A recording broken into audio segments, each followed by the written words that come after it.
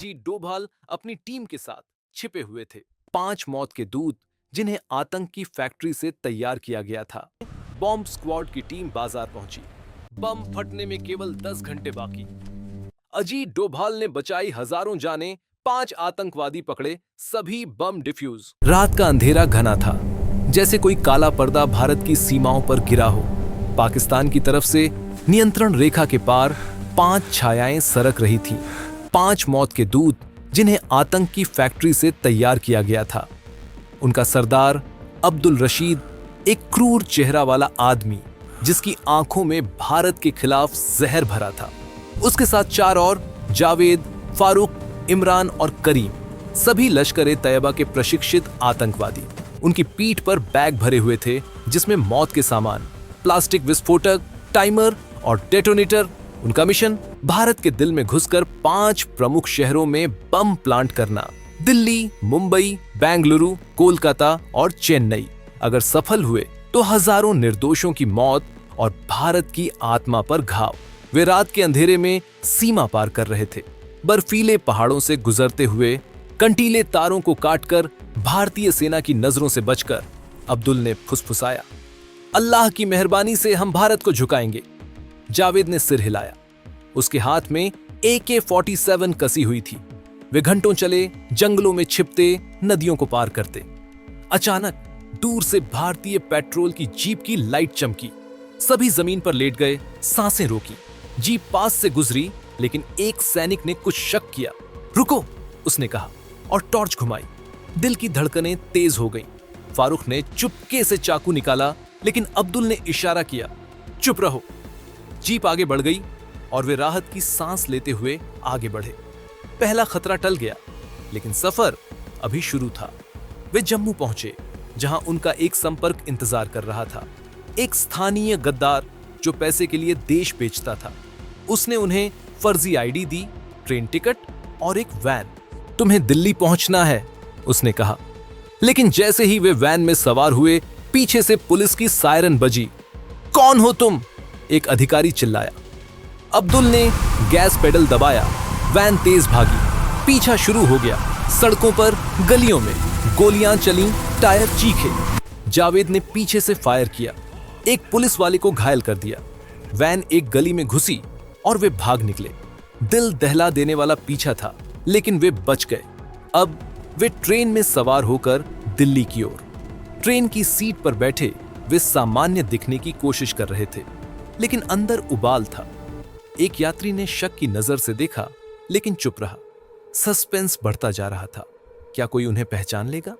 दिल्ली पहुंचते ही वे अलग अलग हो गए। अब्दुल दिल्ली में, जावेद मुंबई, फारूक बेंगलुरु, इमरान कोलकाता, करीम चेन्नई। हर एक का टारगेट तय था। व्यस्त बाजार, मॉल, स्टेशन। अब्दुल ने इंडिया गेट के पास एक व्यस्त बाजार चुना। रात के समय जब लोग खरीदारी कर रहे थे, वह बैग लेकर घुसा। दिल की धड़कन तेज, पसीना बह रहा था। वह एक दुकान के पीछे बैग रखा, टाइमर सेट किया। 24 घंटे बाद विस्फोट। जैसे ही वह बाहर निकला, एक सुरक्षा गार्ड ने रोक लिया। बैग चेक, गार्ड ने कहा। अब्दुल का दिल बैठ गया। वह मुस्कुराया, कुछ नहीं साहब। लेकिन गार्ड ने जोर दिया। अचानक अब्दुल ने उसे धक्का दिया और भागा। गार्ड ने अलार्म बजाया। पीछा शुरू। अब्दुल गलियों में भागा, लोगों से टकराता, लेकिन बच निकला। सांस फूल रही थी, लेकिन बम प्लांट हो चुका था। इधर जावेद मुंबई में था, छत्रपति शिवाजी टर्मिनस, जहां हजारों लोग आते जाते। वह प्लेटफॉर्म पर बैग रख रहा था जब एक पुलिस वाला पास आया। क्या कर रहे हो? पुलिस वाले ने पूछा। जावेद घबरा गया, लेकिन शांत रहा। बस सामान रख रहा हूं। पुलिस वाला चला गया, लेकिन जावेद की सांस अटकी रही। टाइमर सेट और वह ट्रेन पकड़कर निकल गया। लेकिन ट्रेन में एक सहयात्री ने उसकी हरकत पर शक किया। तुम्हारा बैग कहां है? उसने पूछा। जावेद ने बहाना बनाया, लेकिन अंदर डर था। क्या पकड़े जाएंगे? फारूक बेंगलुरु के MG रोड पर था। मॉल में घुसा, लिफ्ट में बैग रखा, लेकिन कैमरे हर जगह थे। वह छिपकर टाइमर सेट कर रहा था जब सिक्योरिटी अलार्म बजा। क्या हो रहा है? एक गार्ड दौड़ा आया। फारूक ने भागना शुरू किया, सीढ़ियों से नीचे। गार्ड पीछे चिल्लाते हुए। फारूक ने एक दरवाजा तोड़ा, बाहर निकला और टैक्सी पकड़ी। दिल की धड़कन इतनी तेज कि लगता था फट जाएगी। बम प्लांट हो गया, लेकिन करीब करीब पकड़े गए। इमरान कोलकाता के हावड़ा ब्रिज के पास, ब्रिज के नीचे व्यस्त सड़क पर वह बैग छिपा रहा था जब एक स्थानीय ने देख लिया। ए, क्या कर रहे हो? उसने चिल्लाया। इमरान ने चाकू निकाला, धमकाया और भागा। पीछे से लोग चिल्लाए, लेकिन वह गलियों में गुम हो गया। टाइमर चालू, मौत का घड़ी टिक टिक कर रही थी। करीम चेन्नई के मरीना बीच पर, रात का समय, लोग घूम रहे थे। वह समुद्र के किनारे बैग दबा रहा था जब पुलिस पेट्रोल आई। लाइट्स चमकी और करीम छिप गया। पुलिस गुजर गई, लेकिन उसका दिल धक धक कर रहा था। बम सेट और वह होटल वापस। सभी ने अपने अपने शहरों में बम प्लांट कर दिए। अब वे एक सुरक्षित जगह पर मिलने वाले थे, दिल्ली के बाहर एक फार्म हाउस में। लेकिन अनजाने में भारत की खुफिया एजेंसी रॉ के रडार पर वे आ चुके थे।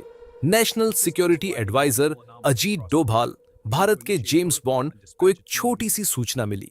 एक जासूस से 5 आतंकवादी घुसे हैं बम प्लांट करने, लेकिन डिटेल्स कम थे। डोभाल की आंखें सिकुड़ी। हमें उन्हें रोकना होगा, उन्होंने कहा। टीम इकट्ठी की, स्पेशल फोर्सेस, इंटेलिजेंस ऑफिसर्स, लेकिन समय कम था। केवल 12 घंटे बाकी थे विस्फोट में। डोभाल ने ऑपरेशन शुरू किया। पहले सीमा पर चेक पॉइंट्स बढ़ाए, लेकिन आतंकवादी पहले ही अंदर थे। फिर सीसीटीवी फुटेज चेक की। दिल्ली में अब्दुल की फुटेज मिली, भागते हुए। यह वह है, डोभाल ने कहा। टीम दिल्ली की गलियों में उतरी, एक एक घर की तलाशी, लेकिन अब्दुल चालाक था, वह छिपा हुआ था। अचानक एक टिप मिली, फार्म हाउस। डोभाल की टीम रवाना हुई। रात के अंधेरे में फार्म हाउस के पास पहुंचे। अंदर 5 आतंकवादी मिले हुए थे, जश्न मना रहे। मिशन सफल, अब्दुल हंस रहा था। लेकिन बाहर डोभाल की टीम घेरा डाल रही थी। एक कमांडो ने खिड़की से झांका और अलार्म बजा। आतंकवादियों ने हथियार उठाए। हम गिर गए हैं, जावेद चिल्लाया। गोलियां चलने लगी। डोभाल खुद फील्ड में थे, पिस्तौल हाथ में। एक आतंकवादी, फारूक, बाहर निकला, ग्रेनेड फेंका, विस्फोट हुआ, धुआं छा गया। डोभाल ने कूदकर बचा लिया और फायर किया। फारूक घायल हो गया, लेकिन बाकी भागने लगे। पीछा शुरू, जंगलों में, अंधेरे में। इमरान को एक कमांडो ने पकड़ा, हाथापाई हुई, चाकू चले। कमांडो घायल, लेकिन इमरान पकड़ा गया। अब्दुल और बाकी 2 भाग रहे थे। डोभाल पीछे, सांस फूल रही थी। रुको, उन्होंने चिल्लाया। एक गोली चली, अब्दुल का पैर छू गया। वह गिरा, लेकिन उठा और भागा। समय टिक टिक कर रहा था। बम फटने में केवल घंटे बाकी। फार्म हाउस के अंधेरे में गोलियों की बौछार जारी थी। अजीत डोभाल अपनी टीम के साथ छिपे हुए थे, पेड़ों के पीछे, दीवारों की आड़ में। अंदर अब्दुल रशीद और उसके साथी आतंकवादी हथियार संभाले हुए थे, खिड़कियों से फायर कर रहे थे। मारो इन कुत्तों को, अब्दुल गरजा। उसकी AK-47 आग उगल रही थी। बाहर एक कमांडो घायल हो गया, लेकिन डोभाल की आवाज गूंजी, आगे बढ़ो, भारत की रक्षा करो। टीम ने ग्रेनेड फेंके।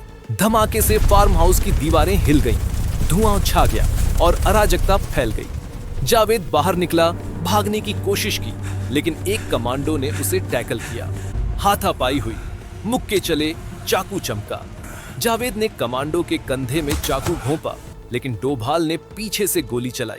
जावेद गिर पड़ा, घायल लेकिन जिंदा। 2 पकड़े गए, डोभाल ने कहा, लेकिन समय कम था। बम फटने में केवल 10 घंटे बाकी। अब्दुल और करीम भाग निकले, जंगल की ओर। इमरान पहले ही पकड़ा जा चुका था। फारूक घायल लेटा था। डोभाल की टीम ने पीछा किया। पैरों की धमक, सांसों की हाँफ और रात की सन्नाटे में गोलियों की आवाज। अब्दुल ने पीछे मुड़कर फायर किया, एक पेड़ की ओर से। गोली एक कमांडो के हेलमेट को छू गई, लेकिन वह बचा।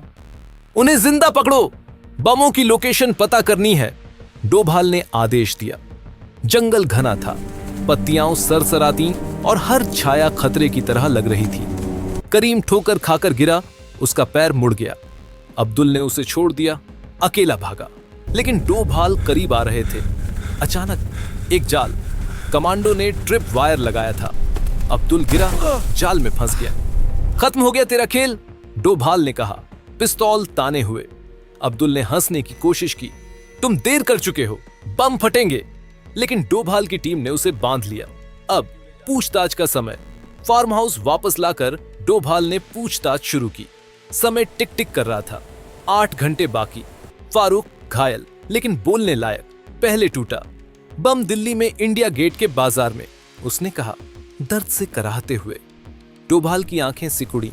बाकी एक थप्पड़ पड़ा और फारूक ने बता दिया, मुंबई में छत्रपति शिवाजी टर्मिनस, बेंगलुरु में एमजी रोड मॉल, कोलकाता में हावड़ा ब्रिज, चेन्नई में मरीना बीच। लेकिन details, exact location, timer Abdul के पास थे। अब्दुल मुस्कुराया। मैं नहीं बताऊंगा। डोभाल ने अपना फोन निकाला, रॉ की टीम को अलर्ट किया, हर शहर में बॉम्ब डिस्पोजल स्क्वाड भेजो। लेकिन बिना एग्जैक्ट लोकेशन के हजारों लोगों की जान खतरे में। सस्पेंस बढ़ता जा रहा था। क्या अब्दुल टूटेगा? डोभाल ने मनोवैज्ञानिक खेल शुरू किया। तेरा परिवार पाकिस्तान में है ना, हम जानते हैं। अब्दुल का चेहरा पीला पड़ गया। झूठ! लेकिन डोभाल ने फोटो दिखाई। उसकी पत्नी, बच्चे। हम उन्हें बचा सकते हैं अगर तू बताए। अब्दुल पसीना पसीना हो गया। समय 6 घंटे बाकी। अचानक अब्दुल टूटा। ठीक है, दिल्ली में बाजार की दुकान नंबर 45 के पीछे कूड़े के डिब्बे में। टाइमर पर पासवर्ड 786। एक एक करके सभी लोकेशन बता दी। डोभाल मुस्कुराए। अच्छा किया, टीम एक्शन में आई। हेलीकॉप्टर, कारें, स्पेशल फोर्सेस हर शहर की ओर रवाना। लेकिन खतरा अभी टला नहीं था। क्या समय पर पहुंच पाएंगे? दिल्ली में बॉम्ब स्क्वाड की टीम बाजार पहुंची। लोग खरीदारी कर रहे थे अनजान खतरे से। एरिया क्लियर करो, अधिकारी चिल्लाया। लोग भागे, अफरा तफरी मच गई। स्क्वाड ने डिब्बा खोला, बैग में बम, टाइमर टिक टिक, 4 घंटे बाकी। एक्सपर्ट ने सूट पहना, वायर काटने लगा। रेड या ब्लू? उसका साथी बोला। पसीना बह रहा था। पासवर्ड डाला 706। टाइमर रुका, लेकिन एक वायर गलत कटा। अलार्म बजा। फटेगा। सभी जमीन पर लेट गए, लेकिन नहीं फटा। सेकेंडरी सर्किट था। सावधानी से डिफ्यूज किया। सेफ! राहत की सांस। लेकिन अन्य शहरों में, मुंबई में छत्रपति शिवाजी टर्मिनस पर हजारों यात्री। स्क्वाड प्लेटफॉर्म पर पहुंची। बैग मिला। टाइमर पर 3 घंटे बाकी। एक्सपर्ट ने रोबोट भेजा। कैमरा से देखा। कॉम्प्लिकेटेड, उसने कहा। वायर नेटवर्क जटिल। एक गलती और पूरा स्टेशन उड़ जाएगा। पब्लिक को इवैक्यूएट किया। ट्रेनें रोकी। एक्सपर्ट ने वायर काटा। 1, 2, 3।